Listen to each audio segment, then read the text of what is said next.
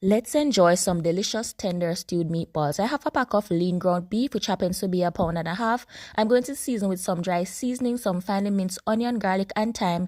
Make sure you mince your thyme well to prevent any stems. Of course, I'm going to add some green seasoning, then some breadcrumbs and 1 egg. I actually use the ends of my bread for recipes like these. Mix well until just combined. Break up any lumps, but do not overmix. I'm going to form these into golf ball sizes. I was able to get 12, and these will set in the fridge for a few minutes. Next, I'm going to brown these in 2 batches for 2 to 3 minutes on all 4 sides. You basically want to get a nice brown all around. Then remove some of the oil, saute my aromatics, add chicken stock. Ideally, you want to use beef if you have it. Add the beef balls. I flip them and let them cook for 3 minutes per side. This goes well with so many sides. I was able to serve mine with mashed potatoes, and they were so delicious and tender. As always, guys, live life to the fullest and just enjoy.